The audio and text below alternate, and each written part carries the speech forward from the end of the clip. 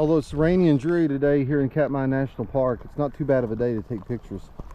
We've been waiting for a little bit and trying to get pictures of these bears at eye level. The rain is hampering us a little bit, but it's not going to kill us. We've got our gear protected with rain gear, and so even though the weather's a little bad, we can still take pictures. But one of the things you need to think about, whether you're waiting here at Katmai or waiting anywhere else, is just waiting around with camera gear and wearing waders, and how you do that. And it's really not that complicated, but when you wade through water, the technique is a little bit different. And so I'm going to share a couple of techniques with you to make sure that you stay safe, your gear stays safe, and the animals around you stay safe, and you have a magnificent experience whether you come here to Katmai or whether you go wading somewhere else. The first thing you need to think about when you're wading is be purposeful in your steps. You know, this is no time to really try to get in a hurry and try to be somewhere really fast.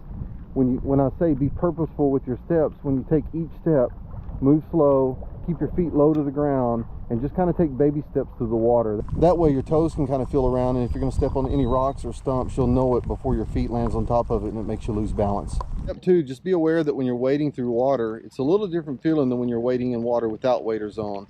When you have waders on, the water will actually squeeze around you and you can feel it. So it's a little different sensation, and that's normal. Step 3, when you're wading here or at Katmai, always be thinking ahead. You know, one of the things I always do when I wade is be looking 10 feet ahead of me or more. Don't just kind of be in the moment and not thinking about things. That's when you're going to trip, when you're going to fall in the water.